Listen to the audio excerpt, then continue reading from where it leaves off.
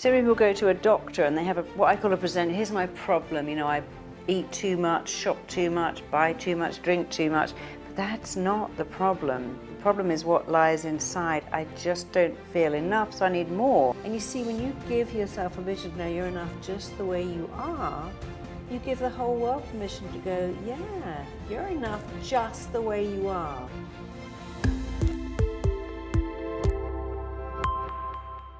Marisa, thank you so much for coming on tonight's show. You know, talking about depression and suicide is not an easy topic, and I trust Marisa's work more than anything else, and you were the only person I wanted to feature in this way, to speak to this really important topic, so thank you. Thank you. And let's just start with, you know, what is depression? Like, what makes depression different from, like, just feeling sad? Because if you've never had depression, you watch a depressed person, you're like, what are they doing? Like, why don't they just go for a run or exercise? So why is it so debilitating? Well, of course, the word depress means to go inwards. If you press in, you go inside of yourself. And I found depressed people have a very interesting belief system. The first belief they have is there's no cure, you know. So unlike being sad, where you go, I'm a bit sad, but next week I'm going on holiday, or I'm going to see a funny film, or I'm going to go on a hot date, or go and have a nice dinner, and the sadness will pass. Depressed people have an interesting belief system. One is there's no cure. Second is you never get better. And the third is, and even if there was, it wouldn't work for me because I don't deserve it. So you're working with someone who believes that there is no cure for their illness and they don't deserve to get better anyway. So that's hard. Any other illness, you think, I've got to find something, maybe I'll go to that doctor, I'll get a second opinion, I'll get a third opinion. You get motivated about it. Yeah, I'm going to get better. But depressed people don't believe they get better. In fact, I worked with a client who was depressed, and she says, I never forgot, she said, whenever I hear everyone got cancer, I'm so jealous. They're going to die. And she said, I just wish I could get cancer, because then I could die, but I can't kill myself because of my family. And I thought, isn't that amazing? Someone would long to get cancer, read the paper and go, oh, look at that lucky person getting cancer. They're allowed to die, and I've got to stay here with this incurable illness that I'll never recover from. Yeah, it's interesting because I remember, you know, one of the first times I got depressed, I really sort of realized I was depressed when I would wake up in the morning and my first thing would be like, oh, I regained consciousness. I know. Fuck. Yeah. You know, and the secret wish that, like, I would go to sleep and then I wouldn't wake up. But it's hard to explain to someone who's never experienced it. Like, how do we get ourselves into these looped thinking patterns like that? Yeah, well, that's interesting. You know, we think that depression is a modern illness. It's this chemical imbalance in the brain, and people keep talking about these studies, but there are no real studies about a chemical imbalance in the brain. There's no way you could test someone for a chemical imbalance in their brain.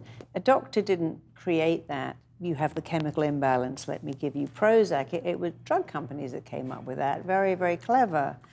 And, you know, I've had many clients who said, yeah, I was depressed. And one of my clients says, you know, I was so depressed I couldn't have sex with my husband. So I went to the doctor, he gave me Prozac, and now I still can't have sex with him, but I don't care. I don't feel anything.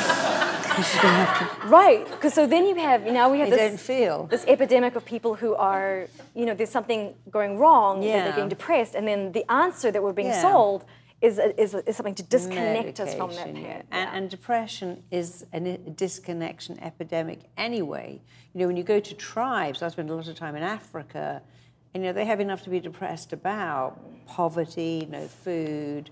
A lot of people have AIDS, and yet they don't have the depression epidemic because, in my experience, and it's only mine, I found that there are three things that cause depression, and one of them is disconnection. You know, social disconnection. Yeah, we're tribal people. You know, only a few hundred years ago, we knew something very clearly. My survival is linked to belonging to a group.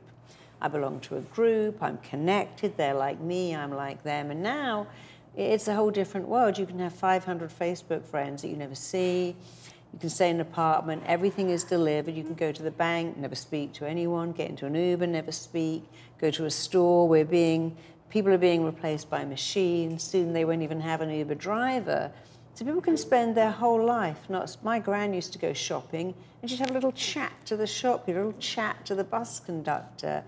And talk to other people, and now we don't have connection, we have disconnection. And if you want to make someone depressed, disconnect them. After all, isn't that what they do in jail? They put you in solitary. Yeah. It's so interesting you say it, because I'm just thinking, I'm like, not only is that normal, but one of the markers of success in Western society is like the richer you get, the more space you get from people. Yeah. The bigger your house, you know, you'd have to talk to people on the plane. Like a marker of success is literally being away from people. Yeah, and I've seen that with very, very rich people who have a driver and a cook, so they never go to the store, and they are the loneliest people ever. Whereas if you have to go to work, go and work wherever you work, and you're probably better off than someone who is super rich and depressed and just jumps off their yacht because they can't see the point. So the disconnection is massive, and that's going to get worse and worse and worse. I mean, you know, in Japan, you can now rent a robot to keep you company.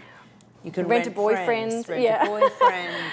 We're sending robots to keep elderly people company. I know, we've got robot cats as well. It's like, oh. I mean, I want one, but oh. And then we're going to have robot drivers and robot Ubers, and you know, we're replacing people with robots, and I don't know why we wonder that we're depressed. I wonder why we're not more depressed. So the disconnection is the big thing. But the second thing that I found that causes depression in almost all my clients are harsh, hurtful, critical words that we say to ourselves on a regular basis. I'm a loser, I'm an idiot, I'm going to mess that up. And being down on yourself, being hard on yourself will cause depression. There are certain tribes where if you act out, they will surround you and tell you how lovely you are, and they praise you, and they don't really practice punishment in countries like Finland and a lot of Scandinavia. The more you act out, the more they bring you back into society. They don't practice ostracizing you. They don't have solitary confinement in jail. They don't send kids to Coventry. They put them into mindfulness and yoga, and it's a much better way of doing it. So being harsh on yourself and allowing other people to be harsh on you will also cause depression. And where does that come? You know, that's definitely, I think, a big part of what caused my depressions. You know, was this critical voice. Yeah, because like even when it begins, like it sort of feels like oh, the shadows creeping back in. You can feel it, and when that used to happen, then I would just pile on myself. Yeah. Oh, it's because you're a piece of shit. You know, it's because you're not doing your life right now. It's just like punch me a time, and then it's a 3-month dark spiral. Yeah. But like, why do I have that inner voice, whereas some people don't? Some people feel like coming on, they go, oh, I should probably be nicer to myself, maybe take a holiday, or they take care of themselves. Like, why do I have the mean voice? Well, no one's born with that mean voice. No baby goes, oh my God, I'm such an idiot, I can't even feed myself. I seem to have got this yogurt in my hair.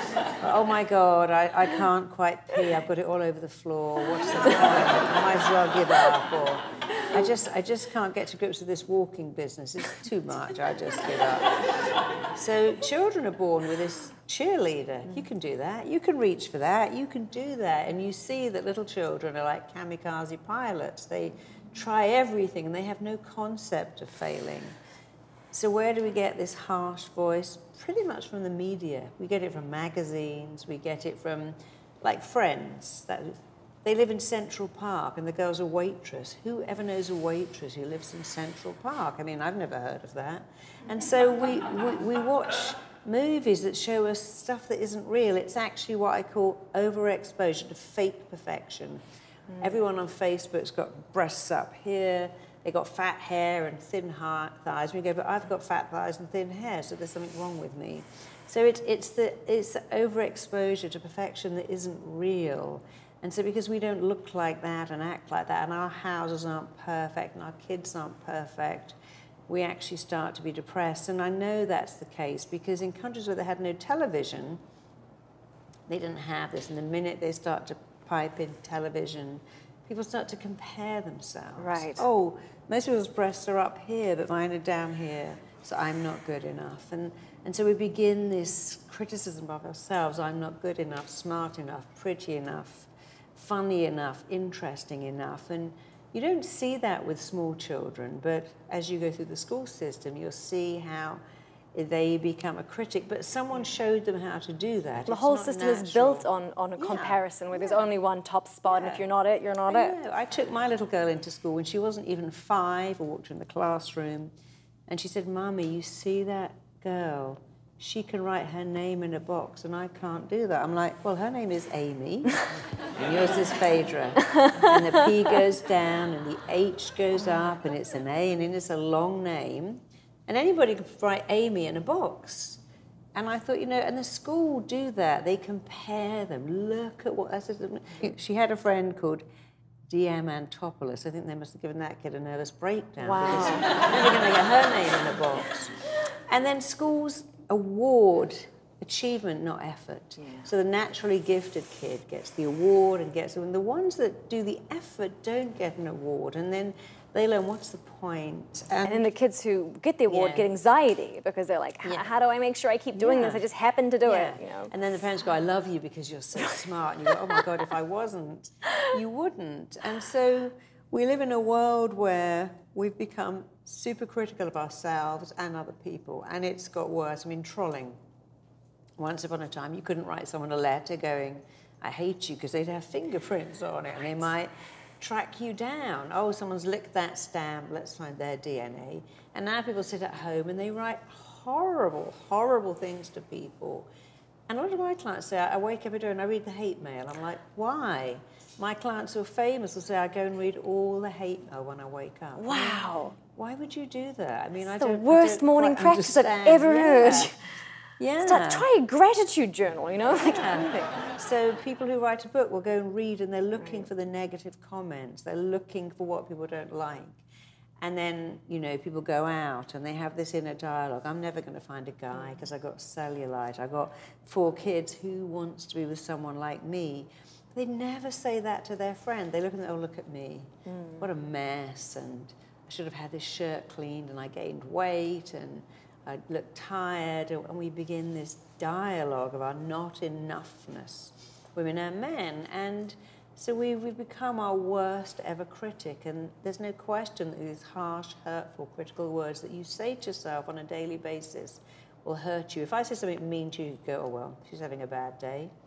I'd cry about it. Yeah, if you said something mean to me, I might think, oh, well, Mia's having a bad day. But when you say it to yourself, your mind doesn't go, I wonder what's happened in her life. They go, if you say it, it must be true, which is why it's great when you praise yourself. But when you criticize yourself, your mind just believes it's true. All right, so we have the social isolation, and we have the harsh words of criticism. What was the third thing you found? Not following your heart's desire, failing to follow. That's a biggie. I have so many clients who get to 45, 50, and then, for instance, the guy who has played Martin in Frasier, when he got to his 40th birthday, he wanted to kill himself because he'd always wanted to be an actor, but he had a medical journal, did very well too, but it wasn't what he wanted. And he took a leap of faith because he was so depressed, walked away, went into rep, and actually got the part of Martin in Frasier. Very lucky. But a lot of people say to me, you know, I always wanted to be a doctor, but I couldn't go to it. I became a teacher, and I thought I liked it, but 20 years in, I'm just dying inside. Or I always wanted to be an actor. I wanted to be a vet. I wanted to be something. But I went into the family firm. My parents said, do this, or don't do that. You'll never do that. Or you can't afford that. And if you don't do what makes your heart sing, you'll be depressed, which is why so many rich people are successful. They're very depressed because it isn't actually, that's someone else's dream. It's not theirs. And so not following your heart's desire is huge too. So for someone who is experiencing depression or has experienced depression, what do you think is one powerful thing they can kind of move towards or do to start kind of getting out of that loop? When you're depressed, you've got to do the very things you don't want to do. You've got to exercise, you don't want to exercise. You've got to eat healthy food when all you want to do is lie on the sofa and eat potato chips. You've got to be with people when you don't want to be with people. But that's easier said than done. But the biggest thing is to connect. Even if you're just joining a group of other depressed people, to go online and go, well... Sounds like a lot of fun. You need to find the connection. And by the way, if you have someone in your life who's depressed, you can't go to that and go, let's go to a funny film. This is going to cheer you up. Because they sit and think, oh my God, now I've got to laugh. Do you know, the last time I was depressed, it was the first time my husband had seen me depressed. He was like, what is this? And he was like, well, why don't we go see a Broadway play? And I was like, all right, you know what? It'll snap me out. I'll give it a go. And I'm like, oh, we've heard this thing called Dear Evan Hansen. It's like this Broadway play. Do you know what Dear Evan Hansen is about? 10 minutes into the play, this kid commits suicide. And it's a Broadway musical about a kid who commits suicide and this other kid leveraging his death for personal gain. I was like, okay, fuck that. Walked out halfway. I was like, never try to cheer up a depressed person. Yeah, depressed people, if you say, I'm going to take you to a comedy store, they now feel the pressure to laugh. They feel they've got to fake it. Let's go and have a facial, a massage. It's like, I don't want to do any of that. The only thing you can do when people are depressed is something very practical. Take around some healthy food that you've cooked or bought and only stay for an hour or even half an hour and then leave. And you could say, shall I come back in a few days for another hour? They can cope with that, and you can gradually maybe get them back. Being outside is very good, being around nature, eating better, but it's the expectation. I've got to perform for, depressed people want to be on their own because they can't cope with the expectation of I've got to talk to you, I've got to answer your question, I've got to pretend to smile and laugh, and they go, what have you got to be depressed about? It's like saying, what have you got to be diabetic about? You don't choose it.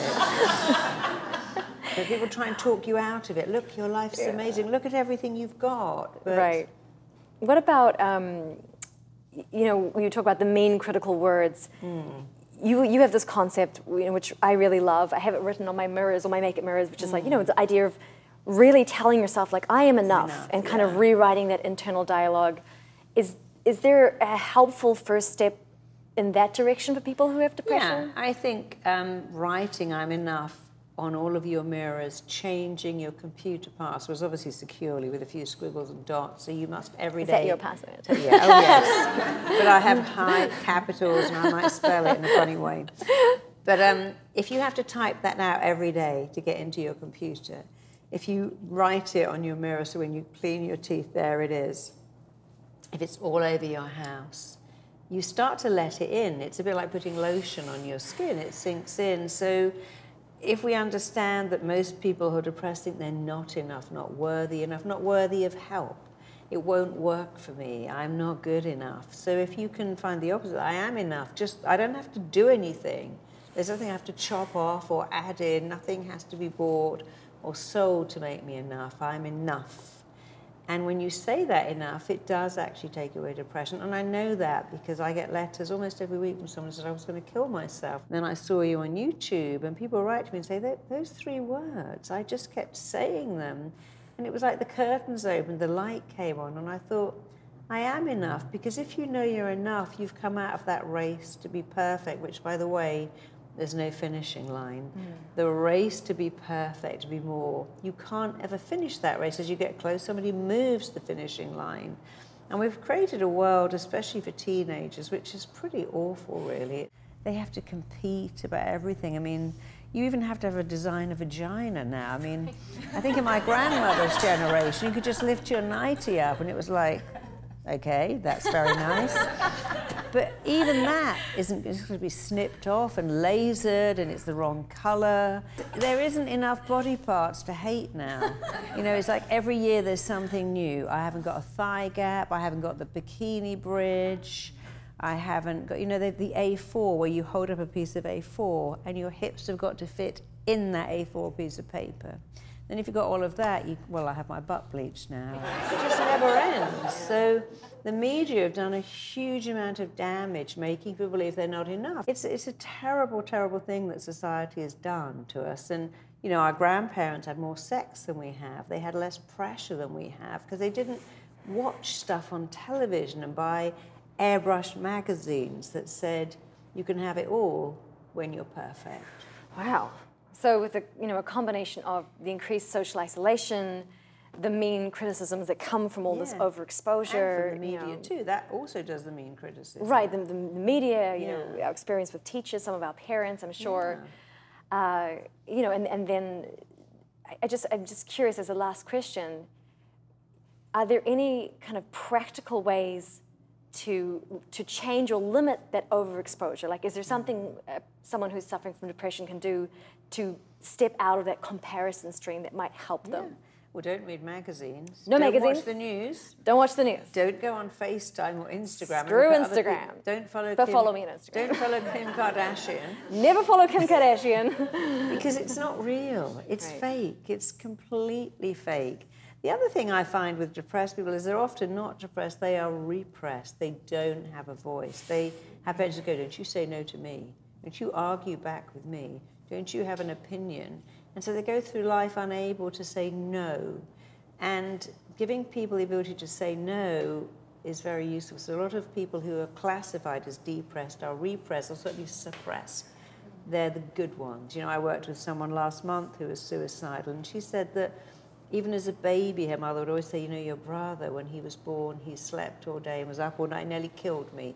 But you're my good girl, you know, you sleep at night. And she said, I felt like I had to be good, and I was so good. My whole life I was so good, I never acted out.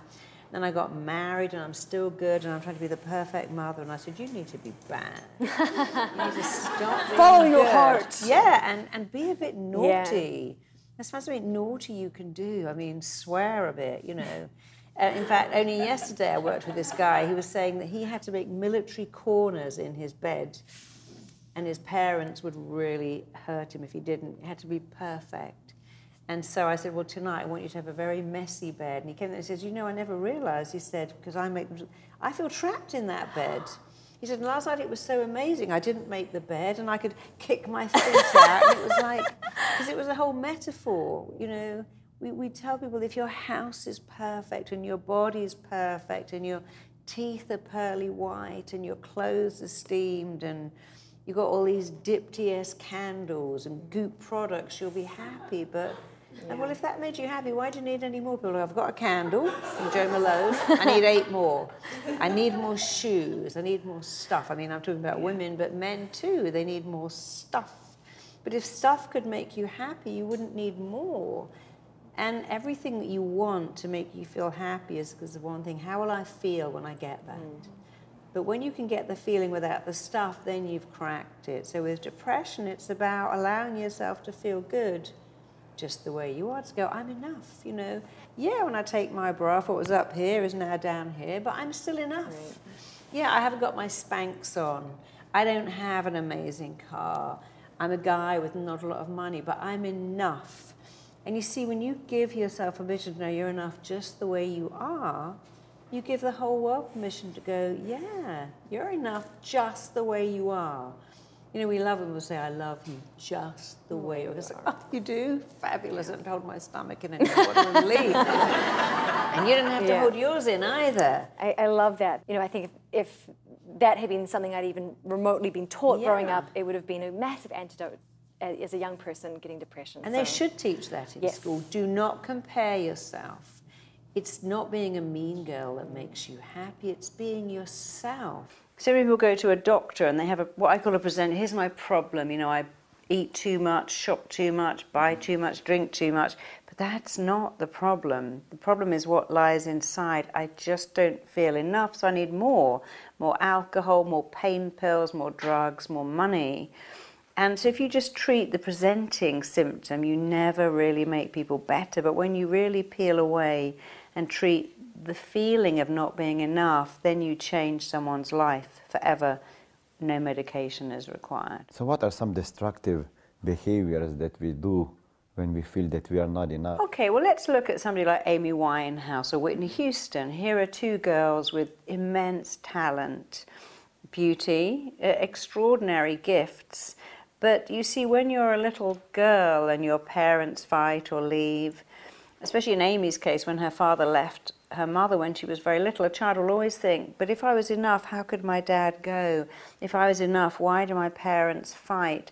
When you're a small child, if you work out, oh, he's my dad and he's an alcoholic, it's really scary. But if you think, well, it's my fault my dad's like that because I'm not smart enough, good enough, nice enough, then you try hard to change and you feel somewhat in control of it. But the problem is that once you start to think it must be my fault, my mum's always crying, it must be my fault, my dad's always in the pub, must be my fault, my parents always fight. Once a child buys that, they don't ever give it up. And so someone like Amy, for instance, was treated for bulimia, she was treated for alcoholism, she was treated for drug addiction, and she was treated for depression. But she was never treated for her real problem. Beneath all of those issues was the real thing. I just don't believe I'm good enough. I don't think I'm worth it. And if you have a belief that says I'm not worth it, when you get awards, you have to debase them. You have to ruin it all. It's like people who don't think they're worth money and win the lottery will get rid of it all. A lot of lottery winners go bankrupt within 3 years. Because if your underlying belief is I'm not good enough, I could con you into having a relationship with me. If you really know me, you'll get so bored with me. So if I meet someone who likes me, I've got to ruin that relationship as fast as I can, because I've got to make it a self-fulfilling prophecy.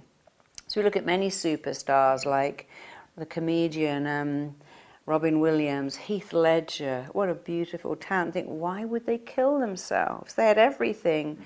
No, they didn't. They didn't have the one thing that makes life worth living. I'm enough. You see, when you know you're enough, when I know I'm enough, you know I'm enough. I don't have to work for you to do that. So many of my clients, especially young girls, they try to earn love.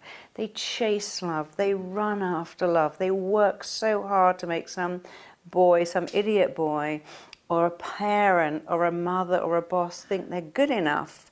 And no one teaches them, listen, why don't you work on you? Why don't you believe you're enough? And then the idiot boy will be at your feet. Don't run after love. Love isn't to be chased, earned, or worked for. Put all that energy into yourself, and then your world will change so dramatically. Because we try so hard to make other people like us, when actually the thing you have to do is to really like yourself. And it's much easier, and it's certainly easier than trying to make other people like you. Because when you're little, you have what I call unmet needs. I need to feel safe, but my dad's in the pub and I'm not safe. He comes home and breaks the furniture.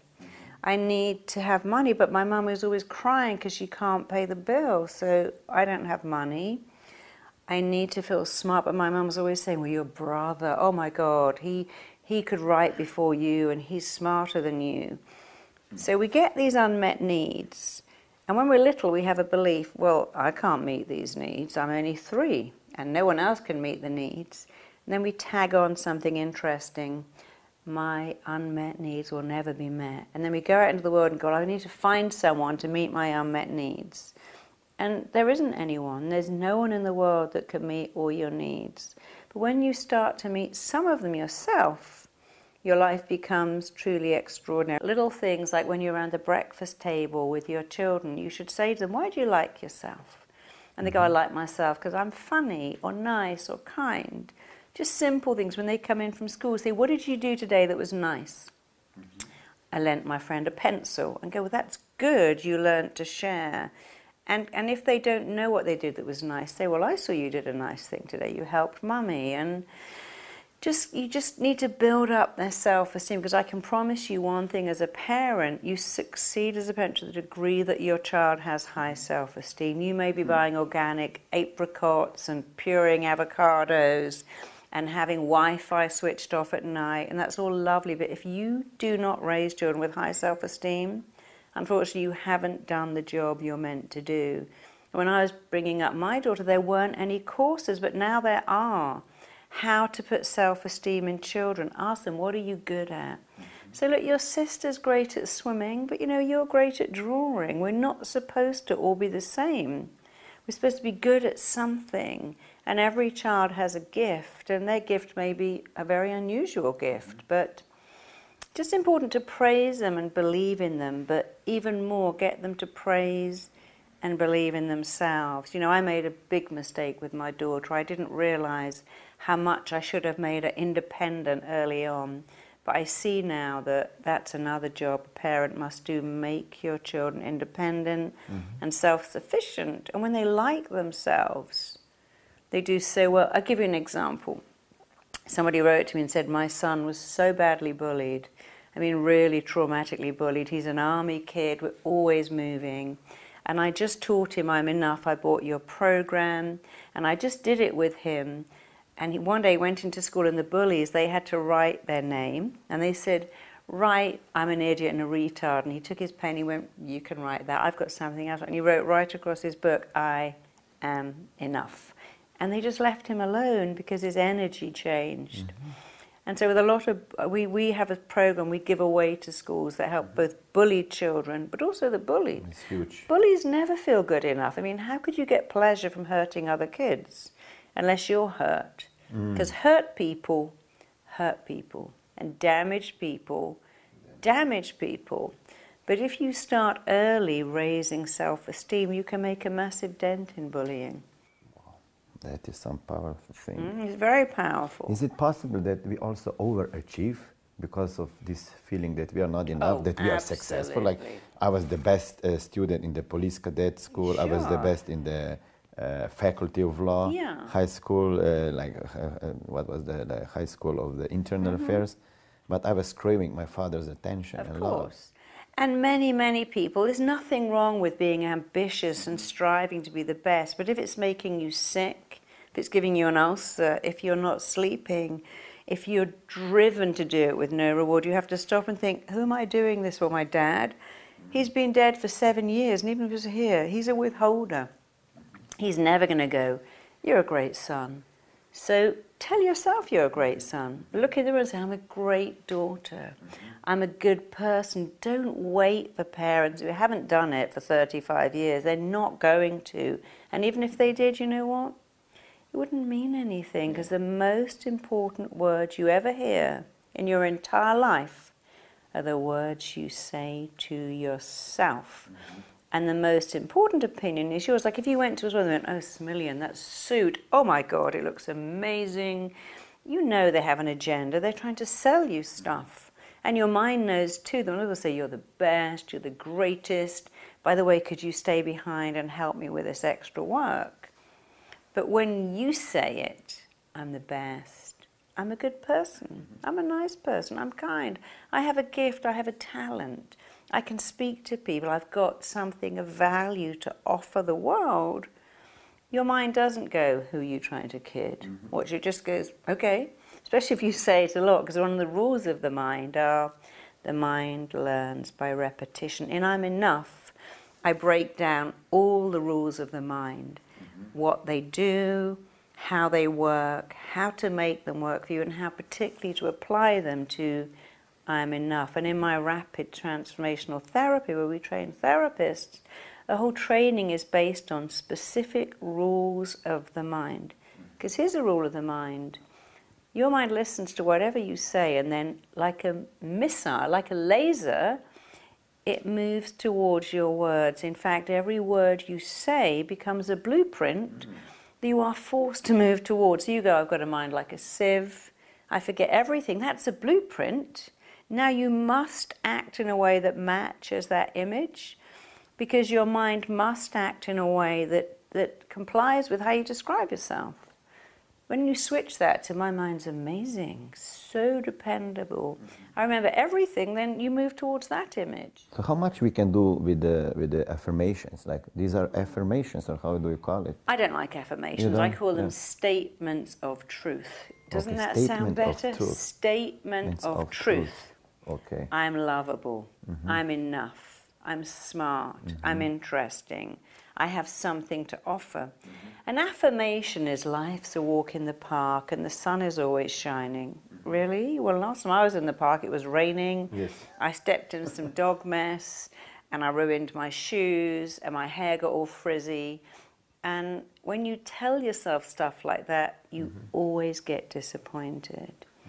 Because your mind knows it's not true. It's like when you go, well, I'm a goddess. You go, really? But you share an apartment. You don't even have a car. When does a goddess live? I'm a rock star. Oh, but you don't have any money in the bank. You see, the thing with I'm Enough is its strength is in its simplicity and its honesty and its truth. When you say, I am enough, your mind goes, of course. You always have you ever seen a newborn baby go, don't look at me, my diaper's leaking, or, oh, I've got milk spots, I'm having a bad hair day. You know, you run to get your little baby, they could have thrown up, they can have stuff running out of their diaper, but they still think they're gorgeous. Until we go, oh, no, you don't look right today. And so every baby is born knowing they're enough. You have too. You know that when you lean into the crib and tickle their little tummy, they don't turn away, they smile at you, And they go, everyone's celebrating me because I'm enough. And so the very good news is we're born knowing we're enough. We bury that under other people's stupid beliefs, but you can get it back. You can reactivate and remanifest it. It's actually incredibly easy. That's why what I do is so powerful, because it taps into a truth. The truth is you are enough. You always have been. You certainly always will be. But you have to believe it. The presenting problem is not the problem. Here am I, and I'm addicted to sugar. Here am I, I'm a drug addict. I'm an alcoholic. You need to look for what lies beneath. And we teach all of our graduates to look for what lies beneath and treat that. Because if you treat alcoholism, okay, you came in, you're alcoholic, I fixed that. But now they still have the same feeling that made them drink, which is almost always, I'm not enough. And if I'm not enough, I need more. I need more alcohol, more drugs, more food, more sex, more shopping, more something, more praise. And when you treat the I am not enough and I am enough, all the offshoots of I'm not enough, the hoarding, the shopping, the binging, go away anyway. So I'm always looking at what lies beneath. Here comes a person saying, you know, I can't find love. I need to lose weight, or I need to do something. I need to change how I look. And usually that's not the problem. Here comes someone that says, I've got all these self-destructive habits and I sabotage myself. Can you just fix that? Well, I could. But why do you sabotage yourself? And then when you peel away the layers, up comes the truth. I feel not good enough. I'm so scared of failing.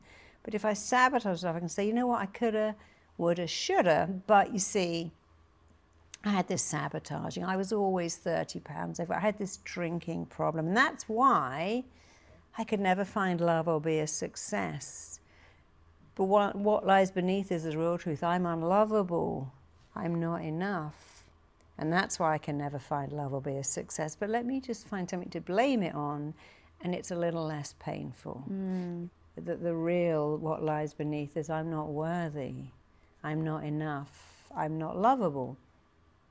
So I always treat what lies beneath, because when you do that, you fix someone forever. And it's so nice. And not only that, those people become better parents, better partners, better friends, better employees, better employers. So it has a really lovely ripple effect. Marilyn Monroe was such an example of someone who looked out there. She believed, if I become rich and famous and beautiful, then surely I'll feel lovable. Fame, riches, validation. We look out there to feel good about ourselves. But even if out there loves you, it doesn't really work, because you have to look in here. You have to fall in love with yourself.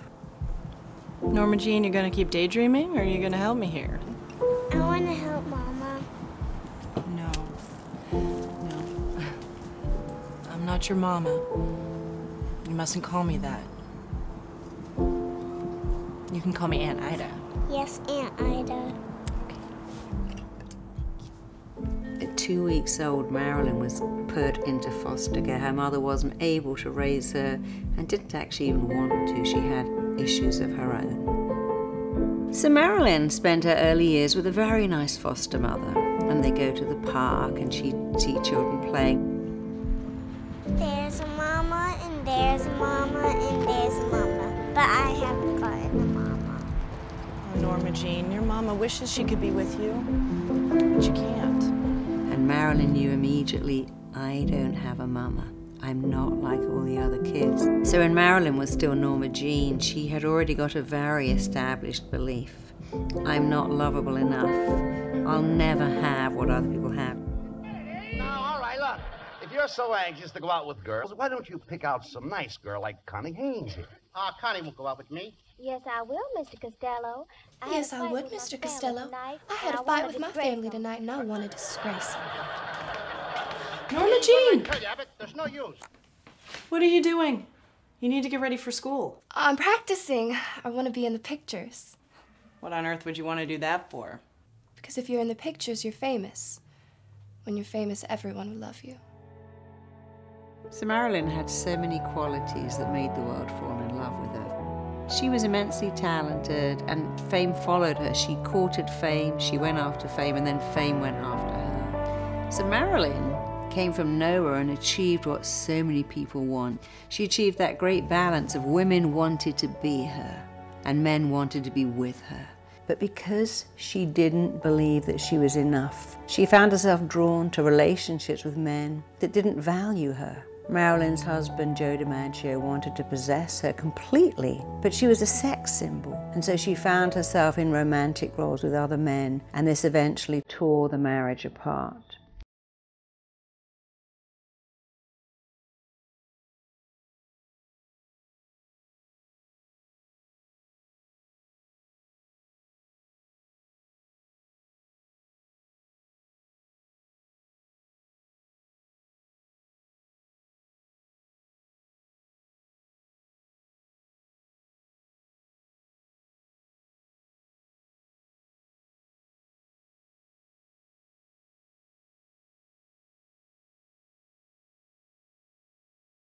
Marilyn, I think we did enough for today. I'll see you at the studio tomorrow. Yeah. Thank you very much. Of course. Thanks, Joe. Bye, Marilyn. Bye. What the hell was that? Well, it's nothing, Joe. He's just my instructor. Well, you're my wife. Don't forget it.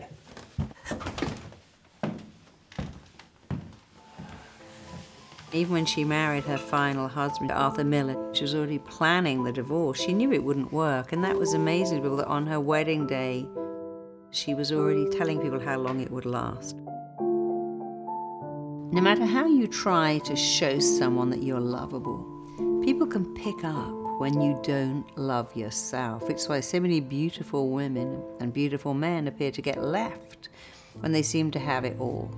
And if you haven't got self-esteem, no amount of love from another person or beauty or accolades is going to give you self-esteem if you can't give it to yourself.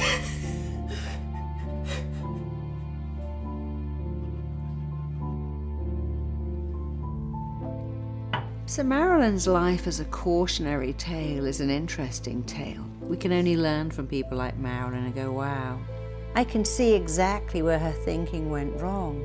Can you see where your thinking might also be going wrong? Because if you can see where you're going wrong, then you can see how to put it right. Fall in love with yourself. It sounds hard. It's easy. How do I do that here? You say, well, look in the mirror and go, hey, there you go. Look at you. You're lovable. Rebel Wilson, Amy Mullins, Chantal Brown Young, Madeline Stewart, and so many others are showing us the truth. You do not have to be perfect to be loved. Many years ago, I was attending someone else's talk, and this girl put her hand up and said, you know, the problem is I binge and I'm destructive. And he went, oh, yeah, you just don't love yourself. And what you have to do is love yourself, and then you'll be fine. And then he went to the next person. I'm like, but you didn't tell her how to love herself. And most people have no idea, A, that they don't feel lovable, and even if they do, they just don't know what loving yourself means. And that's not surprising, because in order to love yourself, there's a particular technique. I'm going to take you through it today. We're all going to do it. Because when you can love yourself, your life changes beyond recognition. You know, you're going to be with yourself for the rest of your life. And if you don't love yourself, imagine being married to someone you don't like and going, well, I'm going to be sticking with this person for 60 years. That's really hard. But you having a relationship with you forever. And if you fall in love with yourself, it's a whole new world. And falling in love with yourself is amazing because, first of all, it's a love affair that never dims, never wanes, never disappears. You don't have to shave your legs or any kind of waxing to turn up. You don't have to get dressed up or pretend you're someone else to fall in love with yourself. And here's the big problem with love in the modern world as I see it. We form these beliefs. In order to get love, I have to earn it. I got to be good. I got to be beautiful. I got to have shaved legs or a really successful job. So I have to earn love. I have to run after love and chase love and try to find love. And then I've got to work so hard to keep it. And none of that is true. Love is not to be chased, to be worked for, to be earned. It's not to be bought or paid for. And it's a great shame that in the Western world especially, we attach all these conditions. I'm lovable if if I've got thin thighs and big hair. But what if I've got big thighs and thin hair? What does that mean? I'm not lovable? No, it doesn't. But when you read magazines and watch TV shows, we fall into this trap of what lovable is. So we all want love. And, you know, I went through my formative years not really feeling lovable at all. I didn't feel very significant to my parents. They had their own unhappy marriage. I felt hideously ugly. And I didn't feel particularly bright or gifted at anything. But I had one person who believed in me, my grandmother. And I always think if you have one person who believes in you, then that's enough. But I also had myself, and as I got older, I began to believe in myself, and my life changed dramatically. But let me take you right now into, first of all, why we start to lose our lovability and how to get it back. So cast your mind back, if you are parents, the day your baby was born, or if you're not parents, think about any baby you may have met. You know, I used to push my little girl along the street in a stroller. I think that's, no, Australians are like Brits. They say pushchair, so I can go back. So used to translate everything to American. I used to push my daughter along the street and people would come and go, oh my God, she's so lovely. She has the longest legs. Isn't she cute? And she never went, don't look at me. I got a bad head. I've got milk spots. She would just kick her little legs and gurgle. And of course, when you are born, for all of us, the first thing that happens after we take a breath is that people come and look at us. The doctor looks, checks everything is there. The nurses look, mum looks, dad looks. Maybe you're a single mum. People then come to visit you, and the first thing is, let me see the baby. Oh, what a great baby. And they look in the crib, and they tickle their tummy, hold their little finger, stroke their hair. And no baby, to my knowledge, ever says, please don't look at me. My nose is leaking, my butt's leaking, my ears are leaking, my eyes are leaking, I'm vomiting. They just lap it up because we are all born with a belief, I am lovable. And if you've ever got a kitten or a puppy, you'll see the same thing. I took a kitten in that had had its tail burnt off, and it never for 1 minute thought it was less lovable because it didn't have a tail. It didn't know anything else except to think it was lovable. It would wind itself around my leg, come and lie on me, climb up right onto my shoulder, and it was tiny because it thought it was lovable, and it would turn up on my lap and go, here I am, and your job is to see I'm lovable. And a baby will do the same thing. Here I am, and your job is to celebrate that I'm lovable. And only if you kick that cat or push it away or kick that puppy or constantly say to the baby, I'm busy, go away, stop bothering me, why are you so naughty? Do they form a different belief? Oh, no. Perhaps I'm not lovable. These people shout at me. They don't like me. They don't celebrate me. Because a baby is born expecting to be celebrated. No baby says, gosh, my mom is really tired and my dad's working a night shift, so I shouldn't really wake up in the middle of the night and disturb them. No baby says, you know, my mom went to Whole Foods and bought this organic broccoli and I don't like it, but I should eat it because it might upset her. Babies are focused on their own love. They spit out food. They throw up all over their brand new dress, your brand new dress. They wake you up when they want to be woken up, and they fall asleep when they want to fall asleep. And they expect to be celebrated. And the very good news is you came onto the planet fully expecting to be celebrated. And many of us, including me, weren't celebrated. We heard the other stuff. What's wrong with you? Why can't you do that? Why aren't you like your sister? Your brother, he could tie his own shoelaces at 5. Your sister, she was so neat and tidy. Your brother would eat anything I gave him. Your sister never made a mess.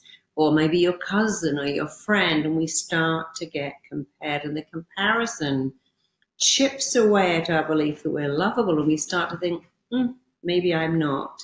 And then parents say these weird things to children. I love you because you're so clever. I love you because you're so smart. I love you because you're good. And you see, when you label a child, you limit them. Even a good label, I love you because you're beautiful. You know what the child hears? And if I wasn't, you wouldn't. I love you because you're clever. Right. And if I wasn't, you wouldn't. I love you because you're good. I worked with a girl just in April who had absolutely suicidal depression. She turned up on my course and kept telling everyone she wanted to kill herself. And so she came up and we had a look at her history. And she said that when she was born, her mother told her this story. Oh, your brother, he was such a terrible baby. He got everything wrong. He was up all night, slept all day. He nearly killed me. He was a nightmare. He was a problem child. And she heard, gosh, well, if he nearly killed her, I can't come along with him. I must be good. And she was so good, always good.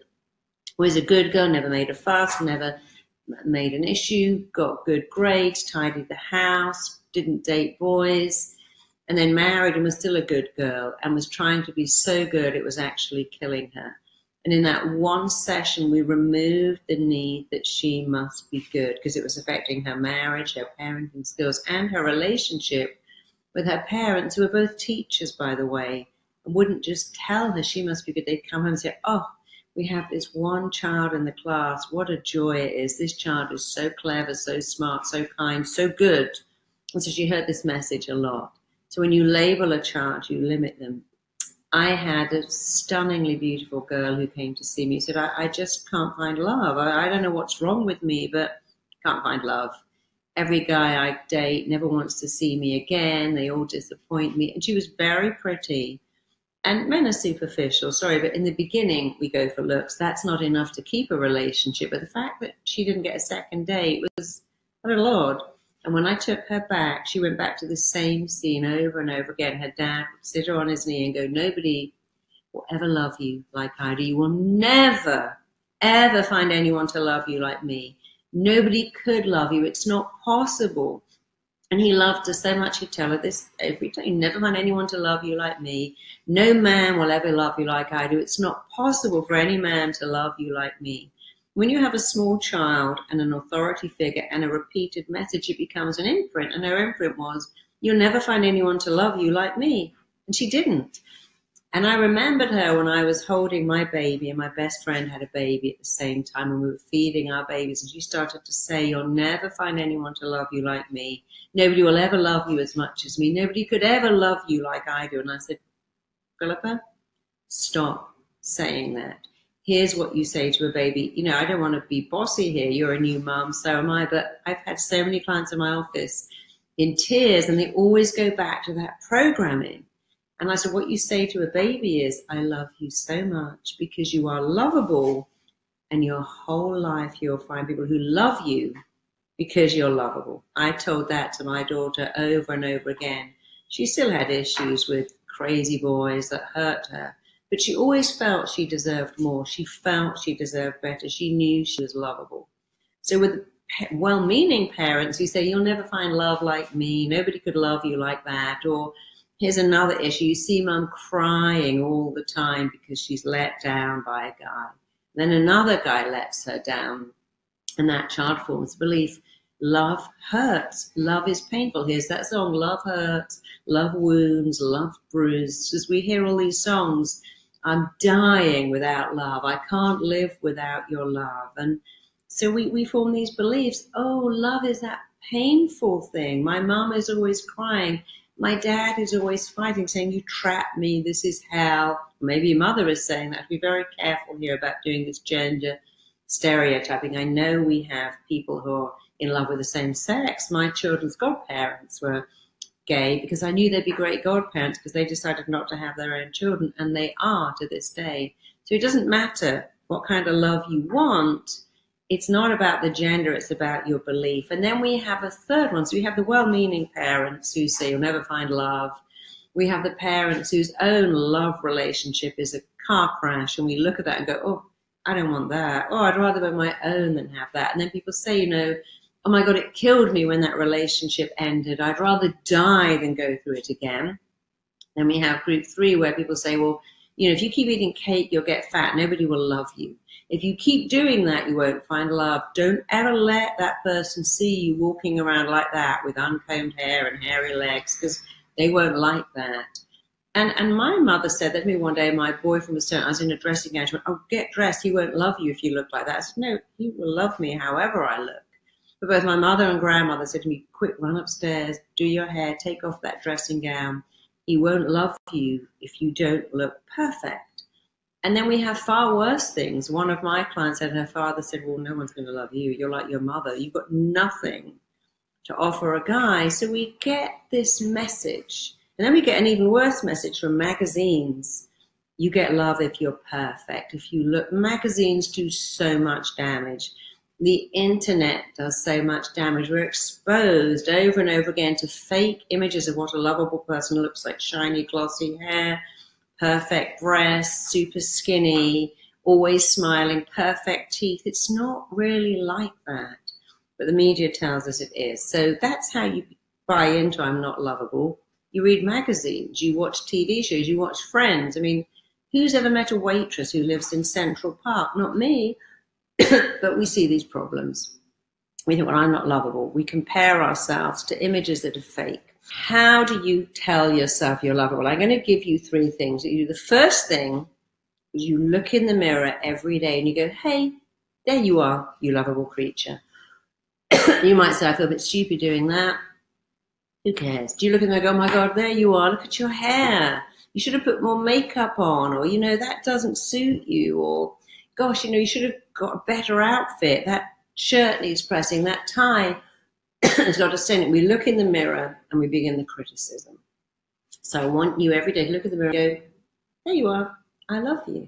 I know it seems silly, but it doesn't matter if it's silly. If it makes you feel lovable and attract a great person, do it. Because I'd do anything to find the love of my life. Well, here's the first thing. Look in the mirror and go, I love you. I can't do that. You just said you do anything. Yeah, anything but that. No. That's it. That's the first step. It's easy. It's free. It's immediate. It's not painful. Why won't you do that? Well, I don't believe it. I know. That's why you've got to do it, and then you'll believe it. The mind learns by repetition. The mind couldn't care less what you tell it. It lets it in. So the first thing you must do, and I want you to commit to doing it, is to say, there you are. I love you. There you are. You're lovable. I do yoga a lot, and I find that I bend over. When I stand up, I sort of go, oh, there you are. Hi, there you are, you lovable thing. And I do that a lot. In fact, I don't really need to do it now because I've done it so much that I'm okay. I had an agony column on Cosmo. Girls would write to me and go, oh, I met this guy and he loved me. Now he's dumped me and now I'm nothing. I'm worthless without him. And I'd tell them the truth, listen, everything he liked about you is still in you. Yes, he left you, but everything he said, I love your hair, I love your voice, you're so funny, you're so sexy, you're so interesting, it's not gone away. He's gone away. She's gone away, but what they loved in you is still there. And the most important word you will ever hear in your whole life, and not what some guy or girl told you, is what you tell you. Other people can say, I love you, you're amazing. You go, oh, I'm so happy I found someone to love me. And then they leave and you go, now I'm miserable because they took their love away. They gave me their love and then they took it away. You gave them your power to allow them to make you feel lovable. And if you give that power to someone else, you give them the same power to take it away. You took your love away. Don't take your love away. I'll die without your love. I can't live without you. Yes, you can. I've been dumped. I've been very painfully dumped. I know what it's like to wake up and go, oh, because someone I loved has walked out. I was a single parent. I brought my daughter up on my own for some time. And I definitely know what it's like to be left, to be rejected. But I also began to realize that only I can make myself feel lovable. So the first thing, you have got to look in the mirror and go, I love you. I love you. Don't say I love you because today you're thinner. Today you've got on nice clothes. Today you look better. Just, I love you. It's unconditional love. You'd never say to her, I love you. Because today I would never say to my husband, I love you because you got a nice shirt on. I love you because you look nice. I love you because you emptied the dishwasher. I love you because you went out and bought me some coffee. That would be a terrible thing. I love him because he's him and he loves me because I'm me. And you love your friends with all their faults and you love your kids. Who would say to your kid, I love you because you're earning my love, and you've got to earn it, you've got to work for it, you've got to deserve it, you've got to chase it. No. I love you is unconditional. That's the first thing you do. I love you. And I want you to repeat some things after me right now. And they may feel silly, funny, they may stick in your throat. I don't care. The mind learns by repetition. Let's go. I want you to say, I accept myself as lovable. Say it right now. I accept myself as lovable. And now let's do another one. I see myself as lovable. Let's say it together. I see myself as lovable.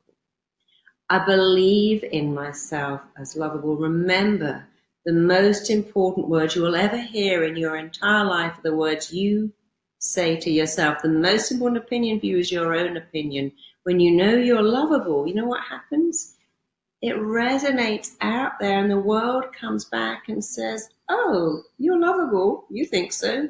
I think so. Lovable is not arrogant. It's the arrogant people don't think they're lovable. They're so busy trying to make you think it because they don't believe it. The people who know it don't go, hey, look at me, I'm lovable. They don't have any need to shout it from the rooftop. They know it. They know it. They resonate it. It's sexy. Confidence is sexy. Self-worth is sexy. Self-esteem is sexy. So let's go back. I accept myself as lovable. Say that. I believe in myself as lovable. I see myself as lovable. I easily give love to others. I easily accept the love that others have for me. I am filled and nourished by the love other people have for me, and I fill and nourish other people with my love. So you have to start saying that. You can make yourself a little recording, you can write it on your mirror, you can put it on your screensaver, you could put it on your phone alerts. I accept myself as lovable. I believe in myself as lovable. I easily give love to others. I easily accept the love that others have me. I'm filled and nourished by the love that surrounds me, and I fill and nourish others with my love. Make that a mantra. I don't really like the word affirmations. I find them very ambiguous. Life's a walk in the park. No, it isn't always. Sometimes it's raining and you step in dog poo, and it's not always a walk in the park. But I like what I call statements of truth, and this is your statement of truth. You must say it. You must say it all the time. So you've got point 1 and 2. Look in the mirror. I love you. Repeat those statements. Write them down. Now the third thing, the most important thing about being lovable. I want you to take a minute and think about if you had the best boyfriend, husband in the world, if you had the most phenomenal girlfriend, the best wife anyone could ever have, what would they say? Take a minute. If you had the love of your life who was wildly in love with you, and of course you're in love with them, because it's no good having someone that loves you if you don't love them back, but you're perfect person, the one, what would they say to you? They would say stuff like, I love you because you're you. I ring your phone just to hear your voice. I love coming home to you. I love waking up to you. You have the best smile. There's something about you. You know that song, Something in the Way She Moves? You know, great love songs. No one says, I love you because you're a fantastic barrister. I love you because you're the best dentist in Beverly Hills. They say other things. I love you. Something in the way you move. I love your voice. I love the curve. I love you. I love you. So what would your ideal person say to you? Maybe even write it down. Get a pen and write down what your ideal love match would say to you, and then start to say it yourself. I love you. I love waking up to you. I love coming home to you. Sounds kind of weird that you're now saying what your ideal guy or girl would say, but when you say things, the mind doesn't go, but who's saying that? Where's that coming from? It lets it in like lotion on skin. And the fastest way to find love is to say the stuff you want to hear. You want to be a magnet, a love magnet that attracts love, because when you feel you're lovable, it happens. You know, my husband asked me to marry him. We're just coming up to our 9-year anniversary tomorrow, actually.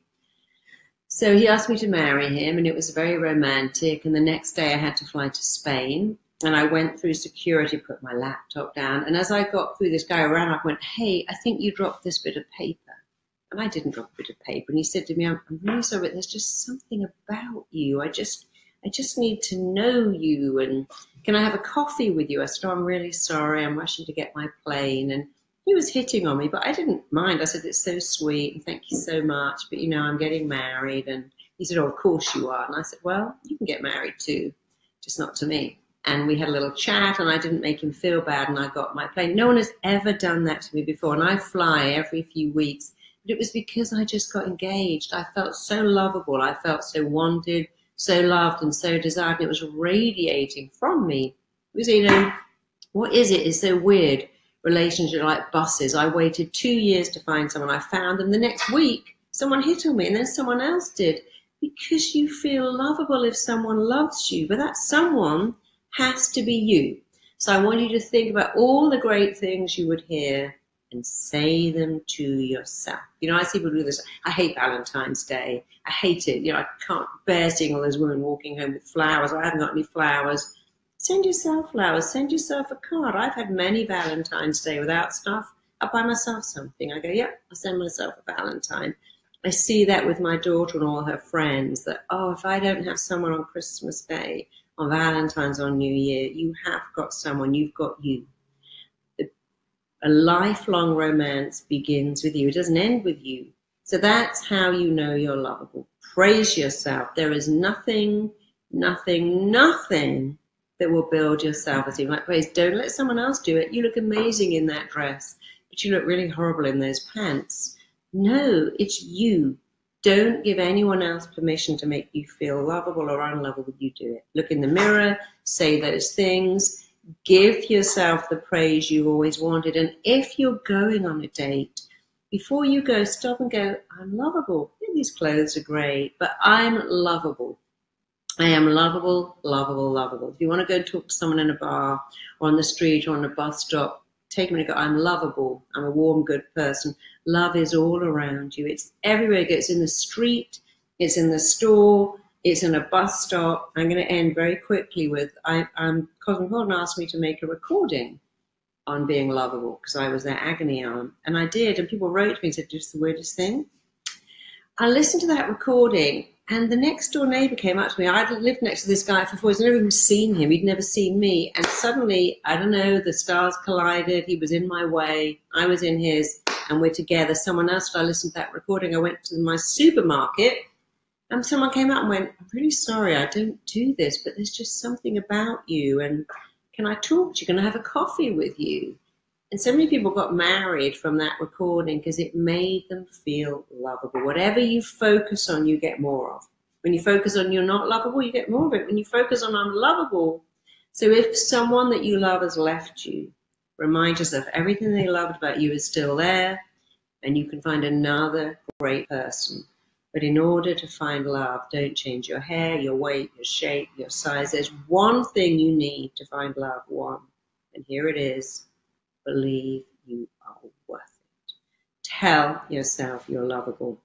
I mean, if you look like Angelina Jolie, does that make you love?